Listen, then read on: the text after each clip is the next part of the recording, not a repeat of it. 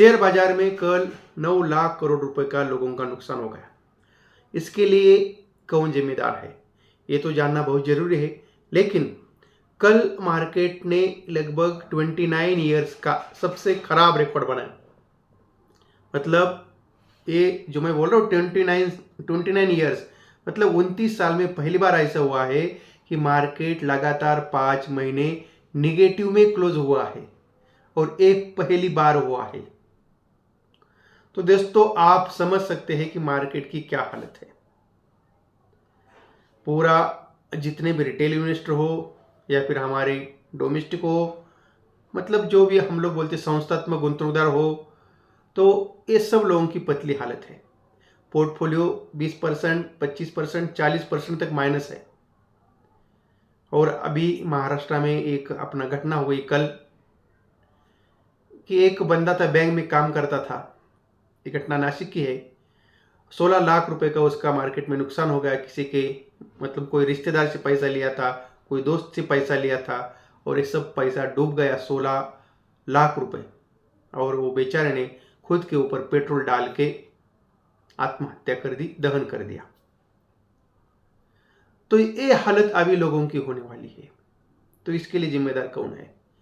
तो दोस्तों आज हम इस पूरे वीडियो के अंदर देखने वाले हैं कि ये मार्केट में सच में मार्केट के गुनाहगार कौन है। मार्केट गिर रहा है, उसके गुनाहगार कौन है, तो ये तो देखना ही पड़ेगा। और उसमें पहला नाम आता है भारत के प्रधानमंत्री नरेंद्र मोदी जी। अभी देखिए, अभी 2014 में यही मोदी जी चिल्ला चिल्ला के बोल रहे थे कि क्या बात है, बांग्लादेश की करेंसी नहीं गिरती, नेपाल की करेंसी नहीं गिरती, पाकिस्तान की करेंसी नहीं गिरती, क्या कारण है कि अपना रुपया गिरता है? ऐसी कैसी किसी देश की करेंसी गिरती नहीं। करेंसी जिस देश की गिरती है, करेंसी उसी देश की गिरती है जिस देश का प्रधानमंत्री गिरा हुआ रहता है। तो अभी मोदी जी, मार्केट दुनिया में किसी का मार्केट नहीं गिर रहा है, दुनिया में कौन से भी देश का मार्केट नहीं गिर रहा है। क्या कारण है कि हमारे ही देश का मार्केट गिर रहा है? अरे मार्केट उसी देश का गिरता है जिस देश का प्रधानमंत्री गिरा हुआ रहता है। ये बोले अभी यही बोलना बाकी रह गया है।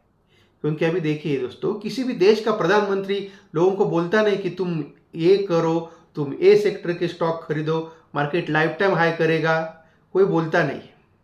लेकिन देखो 2024 में जब हमारे यहाँ पे लोकसभा के चुनाव हुए और उस चुनाव के दौरान बड़े बड़े इंटरव्यू आते थे, नरेंद्र मोदी जी के आते थे, अमित शाह जी के आते थे, बोलते थे कि सरकारी कंपनियों में दाव लगाओ, सरकारी बैंकों में दाव लगाओ, सरकारी बैंकों के स्टॉक्स खरीदो, बहुत अच्छा रिटर्न मिलेगा। मोदी जी तो यहां तक बोलते थे कि देखिए बजट के बाद मार्केट नया लाइफ टाइम हाई लगाएगा, मार्केट में इन्वेस्ट करो। क्या हो गया? मार्केट नया लाइफ टाइम हाई लगाना तो दूर, लोगों के पसीने छूट गए, हालत खराब हो गई लोगों की। एफआईआई छोड़ रहे, मार्केट छोड़ के जा रहे। क्यों जा रहे? हमारा जीडीपी कम हो रहा है। अभी जीडीपी का कल ही अपने जीडीपी के आंकड़े आ गए, 6.2% हमारा जीडीपी, जो कि ये जीडीपी हमारा लगभग 8%, 9% रहता था मनमोहन सिंह के कार्यकाल में। तो ये अभी हालत है। तो देखो, तो वो मतलब मेरा कहना ये है कि ये लोगों ने जब लोकसभा चुनाव थे उसी टाइम में लोगों को बोला कि रेलवे सेक्टर में इन्वेस्ट करो, डिफेंस सेक्टर में हम लोग इतना ऑर्डर देने वाले हैं, रेलवे सेक्टर में इतना खर्चा करने वाले हैं, उसके स्टॉक्स खरीदो। ऐसे खुद शाह जी बोल रहे थे, अमित शाह बोल रहे थे, तो लोगों ने खरीदा। लेकिन अगर लोगों ने खरीदा, लोगों को इन्होंने बोला है, तो इनका भी काम बनता था कि भाई बजट में कुछ करें। लेकिन 2024 के चुनाव जीतने के बाद जो बजट आया जुलाई महीने में, भाई मार्केट देखिए, मार्केट वो बजट के बाद गिरना चालू हो गया है। तो फिर वो बजट आने के बाद लोगों को निराशा हो गई, कंपनियों को निराशा हो गई। क्योंकि देखिए, ना सरकार ने सरकारी बैंकों के लिए कुछ किया, ना सरकारी कंपनियों के लिए कुछ किया, न डिफेंस सेक्टर में ज़्यादा कुछ कंपनियों के लिए कुछ बड़े कोई भी ऑर्डर दिया नहीं है, रेलवे सेक्टर के लिए भी कुछ खास किया नहीं है। तो अभी आप देखो रेलवे सेक्टर के स्टॉक की हालत क्या है, लगभग 50-60% नीचे है। डिफेंस सेक्टर की हालत क्या है, लगभग 50-60% नीचे है। और सरकारी कंपनियों तो छोड़ ही दो। अभी अगर आप देखेंगे स्टेट बैंक ऑफ इंडिया, ये लगभग 1 साल के लो के नीचे गया है। सरकारी बैंक है, देश की सबसे बड़ी बैंक बोलते उसको, उसकी ये हालत है। तो ये सब हालत के लिए जिम्मेदार कौन है? तो मतलब मेरा तो ये कहना है कि उसके लिए नरेंद्र मोदी जी ही जिम्मेदार है, क्योंकि उन्होंने लोगों को आस लगाई, लोगं को भरोसा दिलाया, लेकिन किया कुछ नहीं। और दूसरी बारी आती है निर्मला सीतारमण जी की। अभी देखिए बजट में क्या बोल रही थी वो बोल रही थी कि एफआईज आए जाए, हमको कुछ लेना देना नहीं है उनसे, वो तो आते रहते जाते रहते, हमारे रिटेल इन्वेस्टर अभी मार्केट संभालेंगे। देखो अभी उनका निकल गया ना धुआं पीछे से पूरा। अभी एफआई अगर आप बोल रहे हैं कि एफआई की हमें जरूरत नहीं है, तो फिर एफआई छोड़ के जा रहे हैं। जैसे ही वो छोड़ के जा रहे हैं, पिछले 5 महीने से कंटिन्यू सेलिंग कर रहे हैं, सेलिंग ही कर रहे हैं, तो मार्केट नीचे आ रहा है। अभी औकात दिखा दिया ना, एफआई ने औकात दिखा दी। मतलब आप उनको बोल रहे थे कि तुम्हारे कुछ औकात है ही नहीं, तो उन्होंने भाई उनके औकात दिखा दी उन्होंने। अभी डेली सेल कर रहे, खरीद नहीं रहे कुछ। तो इसके लिए ये हमारी निर्मला सीतारमण जी भी जिम्मेदार है। और उसमें उन्होंने क्या किया भाई, देखो हम लोग रिटेल इन्वेस्टर है, हम लोगों को तो जीएसटी देना पड़ता है ब्रोकरेज के ऊपर। मतलब ब्रोकर को ब्रोकरेज दो, फिर उसके ऊपर सरकार को जीएसटी दो, फिर सिक्योरिटी ट्रांजैक्शन टैक्स दो, फिर स्टैम्प ड्यूटी भरो। और यही फ्यूचर ऑन ऑप्शन में जो सिक्योरिटी ट्रांजैक्शन टैक्स था, वो लगभग 50% बढ़ा दिया। क्या जरूरत थी ये बढ़ाने की वजह से? यार एक तो किसी को पैसा मिलता ही नहीं मार्केट में, बड़े मुश्किल से पैसा कमा रहे लोग, और उसमें भी इतना टैक्स सारे दे दो। इतने तो हो गए, वो तो डायरेक्ट ट्रेडिंग टैक्स है, मतलब जो ट्रेडिंग करते टाइम ही कट जाता है। फिर अगर कोई उसमें भी कुछ कमाता है, मतलब ये देने के बाद भी कोई कुछ कमाता है, तो भी फिर हमको दे दो। और उसमें भी उन्होंने उसमें भी बढ़ोतरी कर दी। लॉन्ग टर्म कैपिटल गेन बढ़ा दिया, short term capital gain tax बढ़ा दिया। मतलब सब जगह पे लूट ही चालू है। फिर इतना टैक्स अगर देना पड़ेगा तो एफआईएस क्यों रुकेंगे भाई यहाँ पे? वो बोले हम तो चले अमेरिका फिर वापिस। एक कारण है। और जो सरकार की नीतियां, मतलब जो अभी जो एफआईएस छोड़ के जा रहे हैं, उसके पीछे सबसे बड़ा कारण है सरकार की नीतियां, नरेंद्र मोदी जी। अभी देखिए वो तो बोल रहे थे ना मनमोहन सिंह को, भाई रुपया उसी देश का गिरता है जिस देश का प्रधानमंत्री गिरा हुआ रहता है। तो चलिए थोड़ा कंपैरिजन करते हैं। जब डॉक्टर मनमोहन सिंह पंतप्रधान पद पे आए थे, जब से कार्यभार संभाला था, तो ये जो रुपया था 47 था। ये 47 से मतलब जब उन्होंने कार्यकाल छोड़ा तो ये था 57, 10 रुपये बढ़ गया। मतलब 20% रुपये का वैल्यूएशन गिर गया। रुपया बढ़ गया मतलब 20% नीचे आ गया, उसका वैल्यूएशन कम हो गया। लेकिन जब से मोदी जी आए, ये 57 से लगभग 88 तक गया, 30 रुपये बढ़ा, मतलब 50% बढ़ा। नरेंद्र मोदी के 10 साल के कार्यकाल में रुपये का 50% रुपया बढ़ गया, 50% वैल्यू कम हो गई रुपये की। और डॉक्टर मनमोहन सिंह के कार्यकाल में 20% हो गई।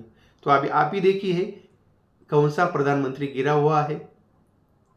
और ये जो डॉलर का जो गिरना है, उसकी वजह से अभी पूरे एफआईएस छोड़ के जा रहे मार्केट। क्यों जा रहे? अभी देखो यार, 10 साल पहले अगर उन्होंने वो डॉलर लेके आते हैं तो वो डॉलर हमारे यहाँ पे कौन से भी बैंक में जमा करेंगे तो उनको मिलता कितना है पैसा? उस टाइम में अगर उन्होंने किया इन्वेस्ट 10 साल पहले तो उनको मिला 57 रुपीज़।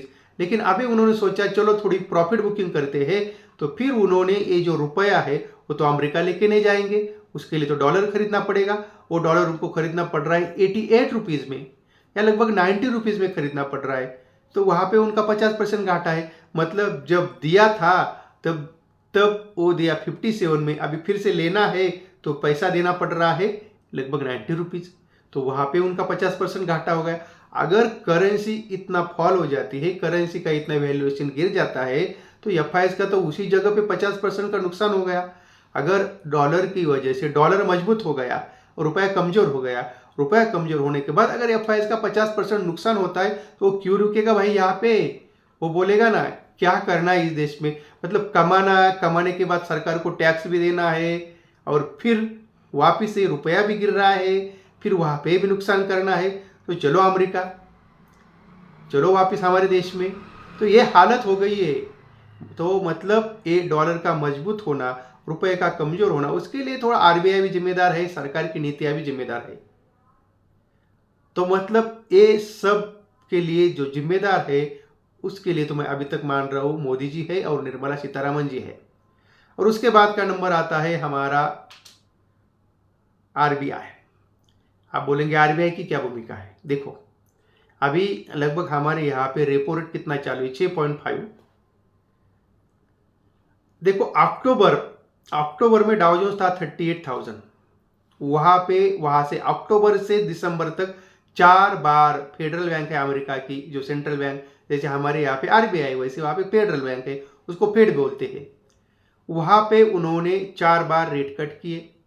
4 बार रेट कट करने के बाद उनका मार्केट 20% ऊपर चला गया, 38,000 से 45,000 तक चला गया। और हमारा मार्केट 26,000 से 22,000 तक आ गया। मतलब हमारा मार्केट लगभग 17-18% नीचे आ गया, उनका मार्केट 20% ऊपर चला गया। तो देखो वहां पे ब्याज दर कम करने के बाद फिर एफआई सोच रहे थे माहौल अच्छा हो गया है, मार्केट ऊपर जाएगा, वहां का माहौल भी अच्छा हो गया था। फिर वो लोग भारत में पूरा सेलिंग करना उन्होंने चालू कर दिया। उसके लिए ये भी बाकी भी कारण है, ये भी कारण है।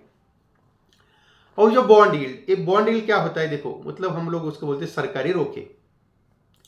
अभी जो हमारे भारत सरकार पे बॉन्ड आते हैं उस पर भी लगभग 6% 7% का रिटर्न मिलता है। वैसे भी जो बॉन्ड है वैसे बॉन्ड अमेरिका सरकार के भी है, वहां पे अमेरिका के सरकार के। और वो बॉन्ड यील्ड का क्या होता है कि जब वहां पे फेड का इंटरेस्ट रेट ज्यादा रहता है तो उस टाइम ये बॉन्ड यील्ड का रेट कम रहता है। लेकिन ये बॉन्ड यील्ड का क्या हो गया कि जब फेड ने ब्याज दर कम करना चालू कर दिया तो ये बॉन्ड यील्ड बढ़ने लगे। ये बॉन्ड यील्ड बढ़ने लगे तो फिर एफआई ने सोचा चलो यहाँ पे पूरा हमारा यहाँ पे डिप्रिसिएशन हो रहा है, पूरा करेंसी का मार्केट भी नीचे आ रहा है, तो चलो यहाँ पे हम लोग प्रॉफिट बुक करते हैं और सरकार को भी जरूरत नहीं है। तो फिर उन्होंने जोरदार तरीके से बेचना चालू कर दिया, वहां पे पैसा इन्वेस्ट किया। 6 महीने में वहां पे बॉन्ड यील्ड लगभग 40% बढ़ गए, मार्केट 20% बढ़ गया, बॉन्ड यील्ड 40% बढ़ गए। वहां पे जाके उन्होंने पैसा कमाया। लेकिन भारत की रिजर्व बैंक ने कुछ किया नहीं। उनको लगा यार सब आबादी आबाद है, मार्केट ऊपर जा रहा है, सब कुछ ठीक ठाक है, कुछ जरूरत ही नहीं है ब्याज दर कम करने की। लेकिन जब से 4 बार अमेरिका ने ब्याज दर कम कर दिए, उसी टाइम दुनिया भर की बहुत सारी सेंट्रल बैंकों ने भी ब्याज दर कम कर दिए। लेकिन हमारे आरबीआई ने कुछ किया नहीं, उनको लगा सब अच्छा है। लेकिन अभी क्या पिछले महीने में, लेकिन तब तक देर हो चुकी थी, तब तक मार्केट 15-16% नीचे गिर चुके थे, उसका कुछ असर ही नहीं हुआ। मतलब मरीज अगर मरने के बाद आप कुछ इलाज करेंगे तो उसका फायदा ही नहीं है। मरीज जब भाई आपको पता है बीमारी क्या है, बीमार है, तब उसको आप लेके जाइए ना हॉस्पिटल में, तब उसके ऊपर उपचार कीजिए। लेकिन वो नहीं हुआ, मरीज मरने के बाद आरबीआई ने ब्याज दर कम कर दी। ये बहुत बड़ी गलती आरबीआई की है। ये बहुत बड़ी आरबीआई, मतलब ये जो गलती है ये बहुत बड़ी आरबीआई की गलती है। आरबीआई गलत फहमी में रहा, ये तो मानना पड़ेगा। फिर उसके बाद बात आती है सेबी की। अभी देखो अब सेबी का तो अभी जो है पुरानी हमारी माधवीपुरी जी तो चली गई, अभी तो आने वाले नए बंदा, अभी देखते हैं उनका क्या काम रहता है, क्या काम करते, कैसे काम करते। लेकिन ये जो माधवीपुरी के ऊपर भी कुछ आरोप लगे हैं कि भाई उन्होंने, मतलब उनका भी जो अभी अंबानी के ऊपर जो चालू है ना, केस चालू है ना अमेरिका में, कुछ ऐसा करप्शन का केस जो उसमें ये भी शामिल है, ये भी आरोप लगे उनके ऊपर। लेकिन देखो ये सेबी ने क्या किया, मार्केट अच्छा खासा माहौल चालू था, मौसम में था मार्केट, लेकिन ये वीकली एक्सपायरी बंद कर दी। और ये जो हमारे यहाँ पे इंडेक्स फ्यूचर है उसकी कॉन्ट्रैक्ट वैल्यू बढ़ा दी। कॉन्ट्रैक्ट वैल्यू बढ़ाने के बाद उसकी कॉन्ट्रैक्ट साइज बढ़ गई। लेकिन ये खाली इंडेक्स में किया है ना, वो स्टॉक में नहीं किया। मतलब वहां पे भी कुछ उनको क्या करे कुछ समझ में नहीं आ रहा है, क्यों किया, कैसा किया, क्यों हुआ, किसी को कुछ समझ में नहीं आया। अभी देखो ये वीकली एक्सपायरी हम लोगों ने क्या क्या ऐसा किया था, आंदोलन किया था कि धरने में बैठ गए थे कि भाई वीकली एक्सपायरी चालू करो, और उन्हें चालू किया था। इतने दिन से चालू था, सब लोगों को पता है, रिटेल इन्वेस्टर पैसा कमाते भी है, गवाते भी है। लेकिन उन्होंने वो वीकली एक्सपायरी बंद कर दी, मार्केट में वॉल्यूम कम हो गया। फिर उसके ऊपर लॉट साइज भी बढ़ा दी। अभी देखो मतलब 5-6 महीने ही हुए थे जो निफ्टी का लॉट साइज 50 का था, 50 का 25 किसने किया था? इन्होंने किया था। हम लोग बोले थे क्या करने के लिए? नहीं बोले थे। फिर बाद में बोल रहे, पहले बोल रहे थे कि रिटेल इन्वेस्टर का पार्टिसिपेंट बढ़ना चाहिए, रिटेल इन्वेस्टर को फ्यूचर में आना चाहिए। लेकिन बाद में उनको फिर बोले नहीं यार, रिटेल इन्वेस्टर का नुकसान हो रहा है, 90% लोग 93% लोग नुकसान में जा रहे हैं। ये तो क्या आज जा रहे थे क्या? वो तो जब से मार्केट चालू तब से जा रहे हैं। लेकिन भाई कोई तो कमा रहा था ना, कोई पैसा कमा रहा था। रिटेल इन्वेस्टर फ्यूचर में अगर काम करते थे तो कम पैसा लगता था, कम पैसे में काम होता था। अभी पैसा ज़्यादा लग रहा है तो उसकी वजह से रिटेल इन्वेस्टर मार्केट से जा रहे हैं। और रिटेल इन्वेस्टर का जिसका नुकसान होता था वो पैसा मिलता किसको था? एफआईएस को मिलता था। अभी उनको पैसा मिलना कम हो गया, वो भी फिर सोच रहे यार क्या करें, रिटेल इन्वेस्टर ही नहीं है, उनको लॉट साइज का कुछ फर्क नहीं पड़ा। लॉट साइज कितना भी बड़ा था उनको फर्क नहीं पड़ने वाला। लेकिन रिटेल पार्टिसिपेंट कम हो गया, ये रिटेल पार्टिसिपेंट कम हो गया तो फिर एफआईआईज पैसा कैसा कमाएंगे? ये बात है। तो फिर इसकी वजह से भी ये मार्केट छोड़ के एफआई जा रहे हैं। रिटेल तो अभी जा रहे हैं क्योंकि अभी फ्यूचर ऑप्शन में काम करने के लिए बहुत पैसा लगता है, उतना पैसा रिटेल के पास है नहीं है। और अगर मतलब किसी के पास है भी तो मार्केट की इतनी पतली हालत है तो कोई भी ऐसा मतलब ये टाइम पे ऐसा कोई करेगा ही नहीं काम, चलो ऑप्शन में करते, कोई सोचता नहीं है। तो ये पूरा हो क्या गया कि मार्केट में वॉल्यूम डाउन हो गया, ब्रोकरेज का भी पूरा इनकम कम हो गया। अभी ब्रोकर लोगों का इनकम देखो ना कितना कम हो गया, 30%। आज ही निखिल कामत जीरोधा के जो चेयरमैन है उनका कहना है कि भाई हमारे यहाँ पे 30% वॉल्यूम डाउन हो गया है और ब्रोकर की आमदनी 30% कम होने वाली है। तो ये सब प्रताप सेबी का है। और बाद में नंबर आता है एफआईएस। अभी एफआईएस क्यों छोड़ के जा रहे? देखो माहौल खराब हो गया है मार्केट में, ना सरकार की नीतियां ठीक ठाक है, ना आरबीआई की नीतियां ठीक ठाक है, ना सेबी की नीतियां ठीक ठाक है। तो भाई वो लोग तो अभी वो सोचेंगे ना चलो प्रॉफिट बुक करते हैं, फिर बाद में देखते हैं जब यहाँ पे वैल्यूएशन अच्छा हो जाएगा तो फिर वापस आते हैं। तो फिर ये लोग सोचने वाले है ना वैसा। अभी देखो अभी मार्केट जब हमारा निफ्टी 26,000 था तो वैल्यूएशन बहुत था, लेकिन रिटेल इन्वेस्टर उस टाइम सोचते नहीं थे चलो मार्केट बुल रन चालू है, कंपनी अच्छी है, चलो खरीद लेते हैं। लेकिन पोर्टफोलियो नीचे आने के बाद फिर बोलते यार उस टाइम फंडामेंटल ठीक नहीं था, चार्ट पे देखा तो चार्ट पे भी ठीक नहीं था, वैल्यूएशन बहुत ज़्यादा था। लेकिन अभी वैल्यूएशन अच्छा होने वाला है तो पैसा नहीं है, ये ऐसी हालत हो गई है।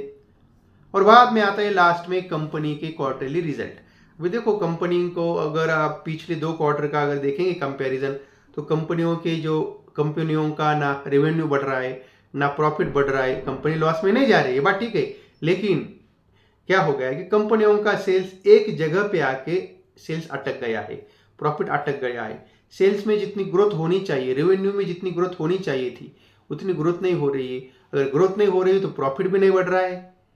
मतलब ये जगह पे मोर्चे पर मतलब कंपनियों का जो क्वार्टरली रिजल्ट है इस मोर्चे पर सब निराशा ही निराशा है।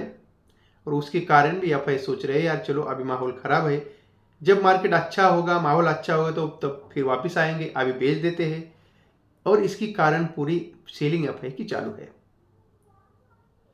तो दोस्तों एक कारण है कि मार्केट नीचे नीचे आ रहा है और बाद में फिर पोर्टफोलियो हमारे लाल हो रहे, उसके लिए हम भी जिम्मेदार है। देखो जब बुल मार्केट रहता है तो कोई सोचता नहीं वैल्यूएशन क्या है, फंडामेंटल क्या है, टेक्निकल एनालिस्ट वगैरह सोचते नहीं, सब सोचते मार्केट ऊपर ही जाएगा, आज लिया 2 दिन बाद ऊपर जाने वाला है, कंपनी अच्छी है, नाम अच्छा है, खरीद लेते हैं। फिर यार हमारे पीएम ने बोला है तो ऊपर जाएगा ही, ये सोच के सब लोगों ने लिया। अभी लगभग पोर्टफोलियो 30% 40% माइनस हो गया।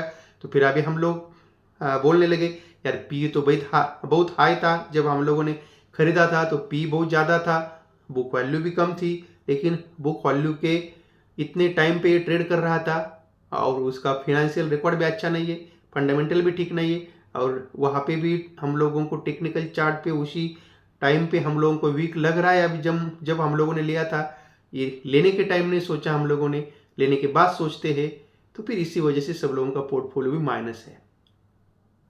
तो दोस्तों एक कारण है कि मार्केट नीचे आ रहा है, मार्केट में एफआई सेलिंग कर रहे हैं, मार्केट नीचे आ रहा है, इसके लिए कारण यही है।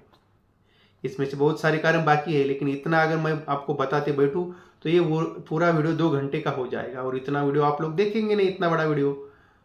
तो दोस्तों फिर यहाँ पे हम लोग यही रुकते हैं। ये मतलब जितने कारण है, मेजरली जितने भी रीज़न है कि मार्केट नीचे आ रहा है, इसके सच में इनके मार्केट नीचे आने के गुनहगार कौन है, ये मैं आपको बताने की कोशिश की।